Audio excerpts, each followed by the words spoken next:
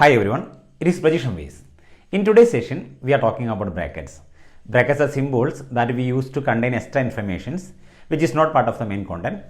Brackets always come in pairs, an opening bracket before extra informations and a closing bracket after it.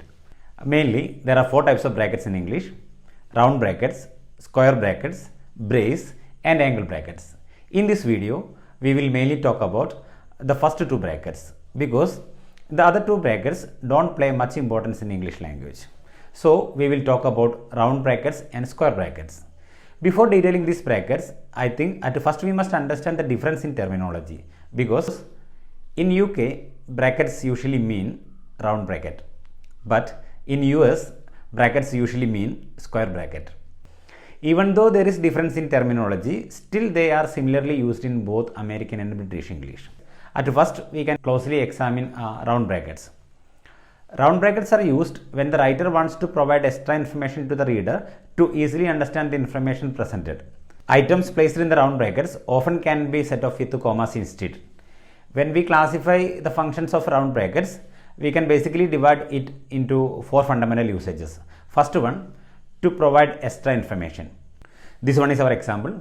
Jawaharlal Nehru, former Prime Minister of India, wrote Discovery of India. See, in this example, we provided an extra information in the round bracket. Like this, whenever you want to provide extra information to support your reader, you can provide that extra information in the round bracket.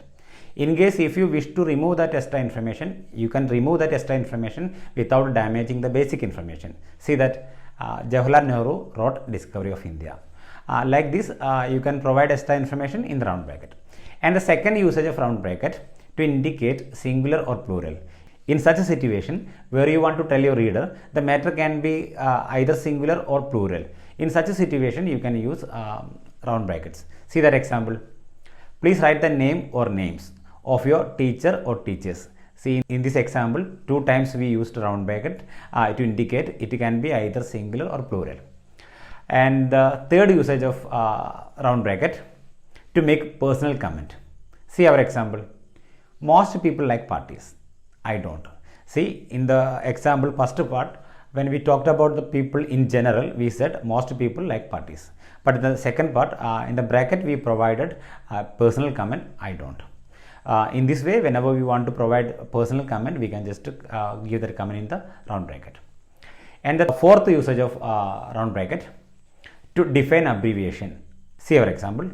This matter will be decided by IOC, and we provided the definition of IOC in the bracket. IOC means International Olympic Committee. In such a way, wherever you want to define the abbreviation, you can provide that definition in the round bracket. These all are about round brackets. Now we have discussed four situations where we can use round brackets. First one, to provide extra information. Second one, to indicate a singular or plural. Third one, to make a personal comment. Fourth one, to define the abbreviation. When we talk about round brackets, we must address one more point. Punctuation marks like full stop, comma, question mark, they can be either inside the bracket or outside. It all depends on the situation and sentence. See some example. Lal likes cakes, especially cream cakes. See, in this example, the information presented in the round bracket doesn't demand a full stop, so we didn't use it.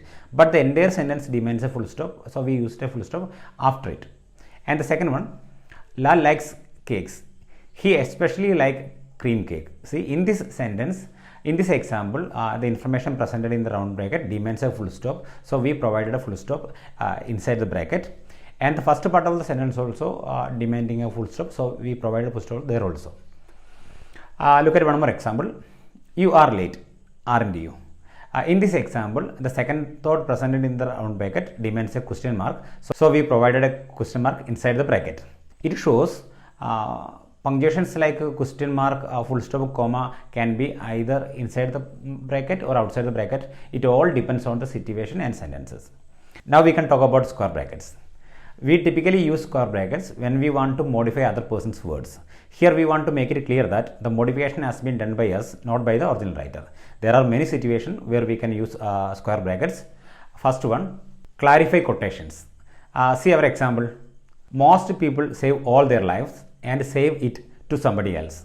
See, in this example, The first part of the sentence is okay, we can understand, but in the second part, and leave it to somebody else. See, here the word it is a problem word, we cannot exactly understand that, so we can just provide some clarification. See that example, most people save all their lives and leave it, and we provided the clarification, their money, to somebody else. So in such a way, when you want to clarify some confusing word, some problem word in a quotation, you can provide that clarification in a square bracket. And there is one more way to clarify quotation. We can just replace that problem word with that information in the square bracket. See that example, most people save all their lives and leave their money to somebody else. See, here we presented that clarification in the square bracket and replaced that problem word. In this way, we can use square brackets. And the second usage of square bracket to provide sick. See, the term sick comes from Latin. It means thus it was written. We know that when we want to use somebody's writing in our writing, we must use it as it is. In many situations, there can be more mistakes. In such situation, we want to tell our readers the mistakes was there with the original writing, we haven't committed it. See our example. She wrote, the weather affected their vacation. See, in this example, we provided sick in the bracket nearby the word there. Because here the writer mistakenly used that word there. The exact possessive determiner is there, T-H-E-I-R. It must be used instead of there. So when we used sick nearby that word, the reader can understand the mistakes was there from the original writing, we haven't committed it. And the third use of square bracket, to make bracket within a bracket or parenthesis within a parenthesis. See that example, APJ Abdul Kalam was the President of India, a largely respected position for 5 years. So we provided an extra information in the bracket and we are trying to add one more extra information within that extra information. See that example, APJ Abdul Kalam was the President of India, a largely respected position, and again square bracket, unpaid, for 5 years. Now we provided an extra information within an extra information, or a brackets within a brackets. In this way we can use square brackets. These all are about brackets. I think you have enjoyed this video. Thanks for watching. Nice to meet you. Have a great day. Catch you later. Bye.